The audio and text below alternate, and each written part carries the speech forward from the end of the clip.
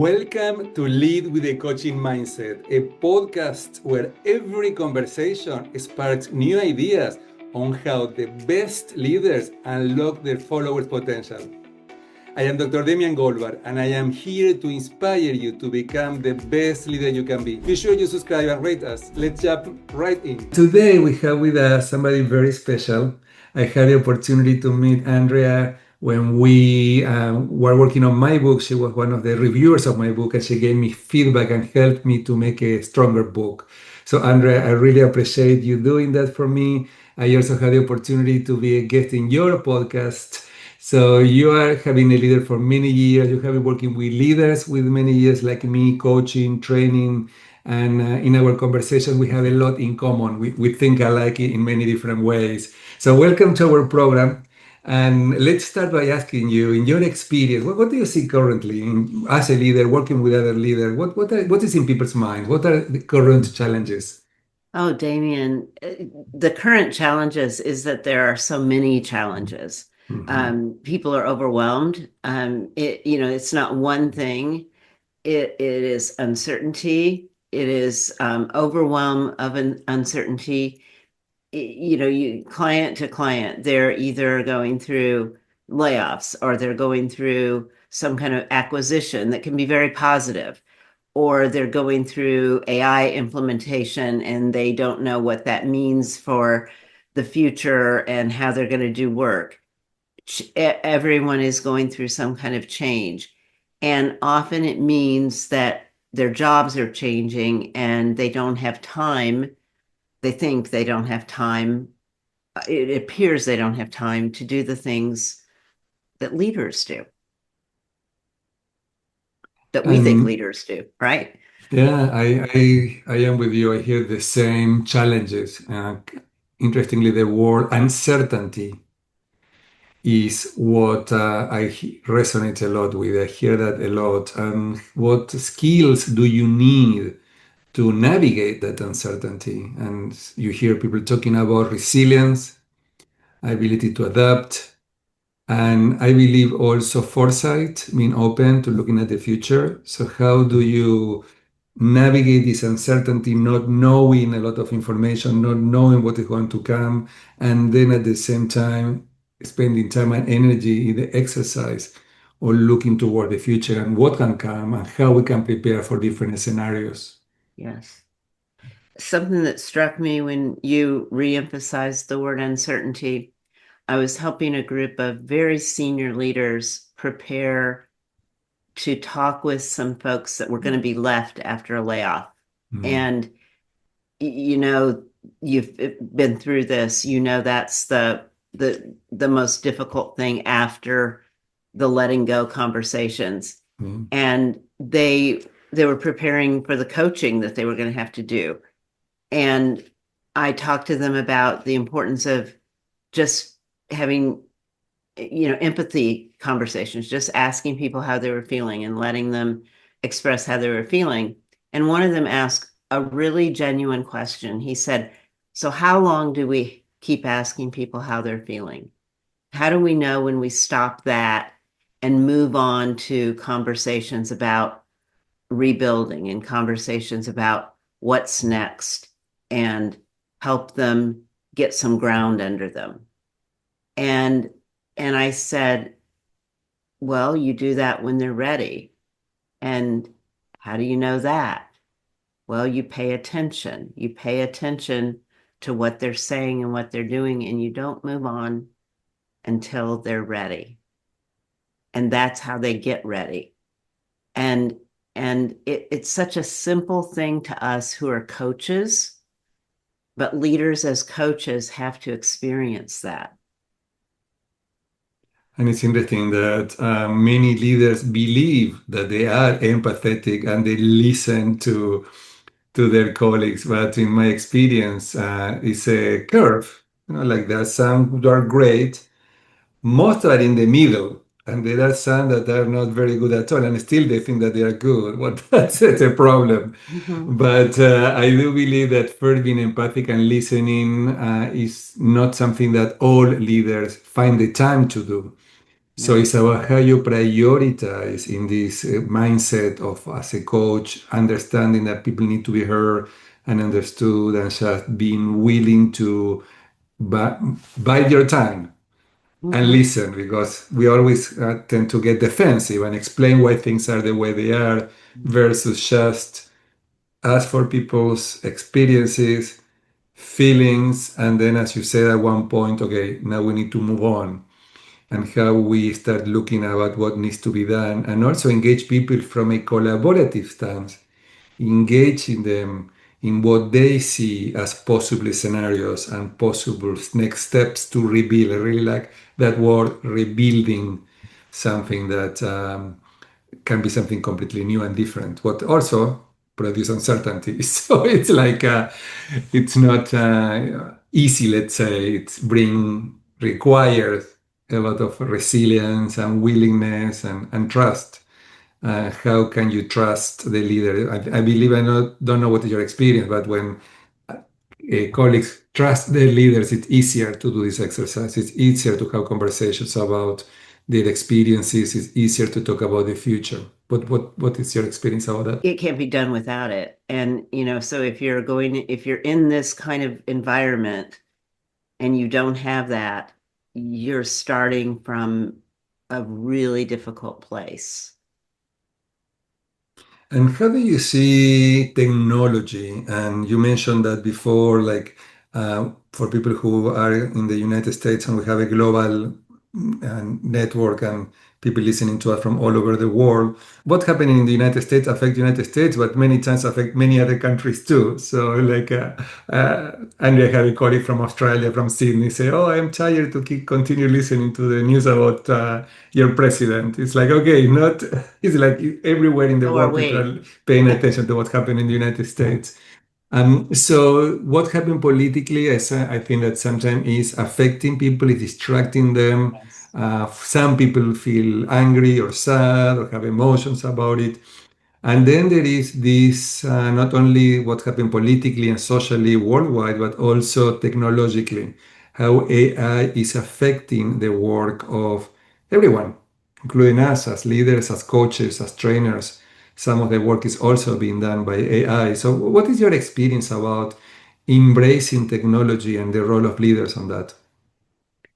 Yeah. So, gosh, Mhm. I see I see such a mixture in organizations. I see some organizations who are taking it slowly, methodically, um, business looking at really single business use cases, taking it through a process, trying to make it apply change methods to it. Then I see other organizations who think that it's the solution to everything. Mhm. And some leaders within technology in those organizations that say this is a disaster waiting to happen Mhm. because it's not the solution to everything. It is a technology, just like the internet was a technology years ago and we had to learn to use it, but it was a technology and we still needed the people around it and the leadership around it to learn how to use that technology. So I think there are a lot of people who are afraid of it, not because it's going to take their jobs only. I think there's that. But I think there are a lot of people afraid that strategic decisions aren't being made um, well around it. But I think that's true of any new technology. Um, so, but I think that adds to the uncertainty that we talked about when we started. That's one more thing. That's one more really big, noisy, expensive thing on people's minds. Have you seen or met any leaders who are effective at doing that and embracing technology in an effective way to inspire people around them to incorporate that in their jobs? Yeah, I have. I have. Um, I have in a I'd say medium-sized organization Mhm. where the leaders can impact um, the senior management team and have them, it's not perfect by any means, but can have them understand the strategic impacts and understand what it's going to do and not do, and um, and minimize the risk. Now, it's not there's not been enough time to test it all the way through. Um, and I certainly don't have the span. I know that it's being used in other organizations. I got a customer service reply this morning, and it said, I'm going to forward your request to a human who can give you more information. And the human actually replied within about an hour. And I thought, this is really good. This is really good. So I don't work with that company, but I'd like to, right? So I don't have an example like that. But something's working there because it was really good. And it was a merchandise company. It was shoes. Mhm. So Yeah, it's interesting that in my experiences, leaders need to first embrace it because if they don't do it, it's going to be very difficult that oh anybody yeah. else follow that. And sometimes it can be a request or something that HR may want to start, and then leaders find themselves that they have to do things they may not want to do related to embracing technology. And many times is because it requires time, investing time to learn it. So Mhm. this is one of my experiences that for some leaders, they've experienced overwhelmed.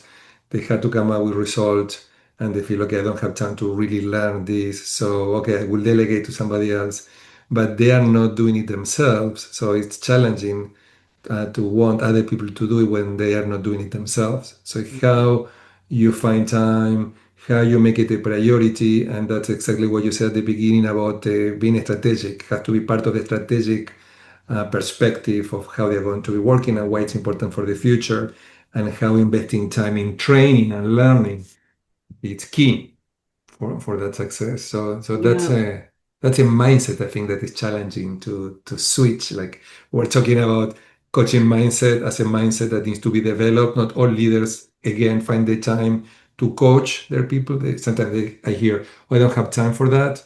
And what is the cost? mhm.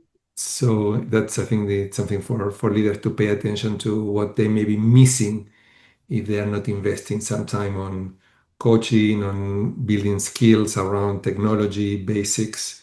And it's different. Also, there are generational issues too here too. I don't know your experience around that, like different generations respond differently to technology. Well, that's a whole thing. I want to just reinforce what you said about a coaching mindset. This organization that is doing some things really well, they don't look at this as, oh, it's AI, it's a scary AI. It is another technology, and it's change management, it's change. And so what do we do when we have a change? We coach it through, and managers have to coach it. Managers have to embrace it and coach it. And is it perfect? No, no. But that is the way they have to do it, the way you're suggesting. And that's the method that they're using.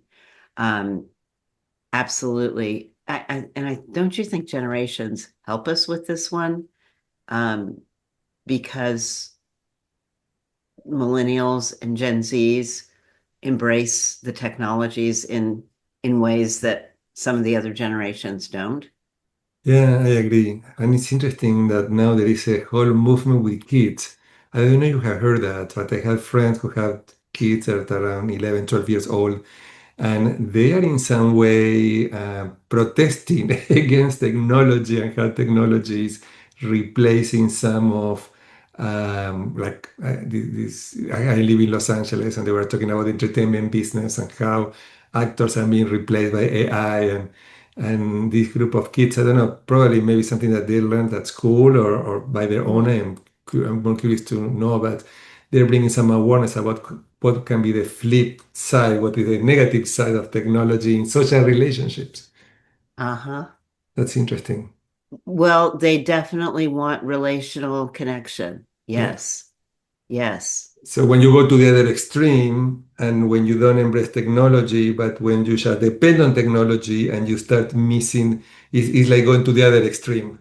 It's Yes. not about not embracing technology, but just depending on it to the extent that you let go of relationships or the humanity in some way Hmm. and how to find the right balance. Hmm. That's something else for leaders to pay attention to. It's like you have one extreme and you have the other extreme, and probably none of the extremes are good. Yeah. I don't think that we're going to go to an extreme personally with AI. Um, Mhm. but I don't know. I don't have a crystal ball. So, what would be an extreme for you? Like when you think, what would be an extreme with AI? What would that look like? Well, we're both coaches. I don't think we're going to have, I don't think AI is going to replace our roles. Let's take it to the leader coach. I don't think that's a role that AI could or should replace. Maybe it could, but I don't think it should. I think there's other things that can be done in organizations that I don't think that would be a role that should be replaced. What do you think? That's a good question. I think that that humanity and that contact, that relation, that build that trust Hmm. for people to want to follow their leaders and to be inspired by them. I don't think that that can be replaced with AI. And at the same time, there is new research that came out a couple of weeks ago. There was a conference in New York about technology from Columbia University, and they have done some research about AI, and they were showing how in some companies they are using AI to replace some of the leadership functions, including some coaching. Hmm. So we have to see what these research shows, what are the outcome. They're just starting. And I do believe that there is a space for technology and AI to replace some of things that may not be able to be done by leaders. But again, I agree with you that the contact and the relationship cannot be replaced. And Hmm. I do believe that there is a lot of value on that. Now, if there is not, for whatever reasons, the leader is not able to spend time with their collaborators, maybe that is a better option than nothing. Hmm. Between nothing and virtual bots to get some guidance, coaching suggestions. I think that that may be a better choice than nothing at all. But Yeah. I would always privilege the relationship in coaching, in leadership. I don't think nothing can replace that. Yeah. They're creating this emotional intelligence function and they can respond to tonality and word choice and that type of thing.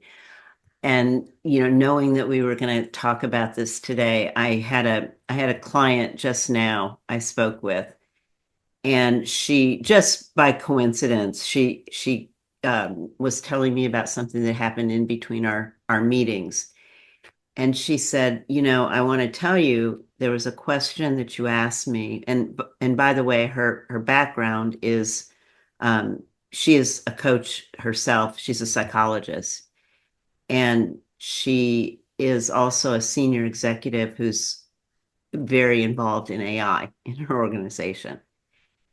And she said, I want to tell you that a question that you asked me was pivotal, and it caused me to make a decision that will impact the rest of my life. And I want to thank you for that. And here's what I did. And she told me about what she did. So we got to the end of our meeting, and I said, I want to ask you a question. May I share? Oh, first, I want to ask you, would do you believe that an AI coach, could have asked you that question? And she said, oh my gosh, no.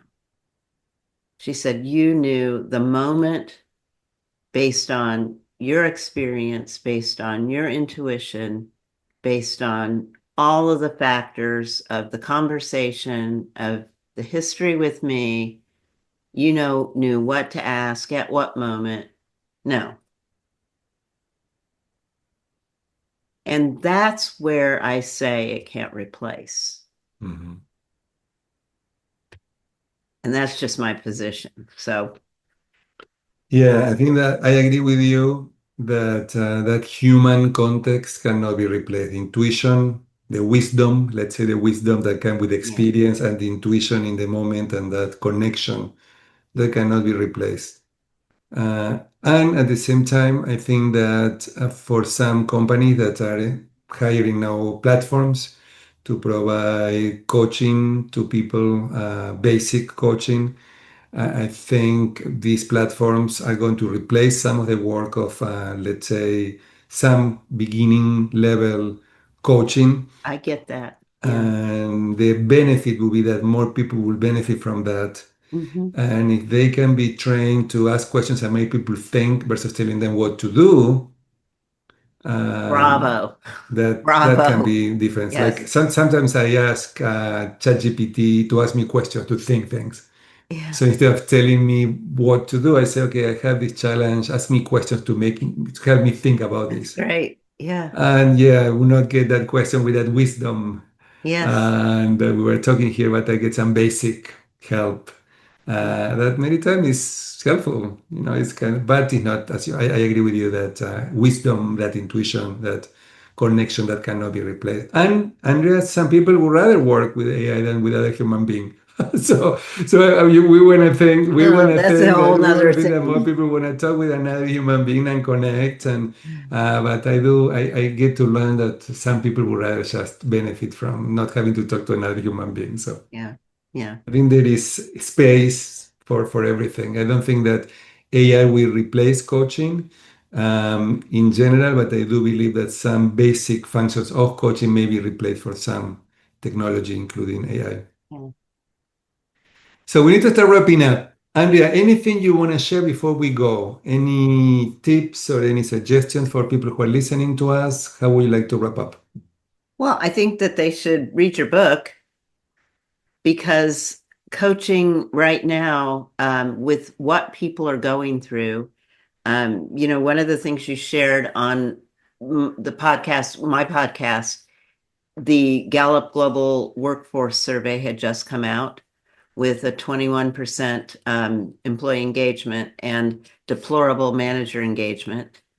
And that is only going to get worse if we don't keep people engaged during this time. And we started by saying leaders need to be having conversations with their teams, with people on their teams.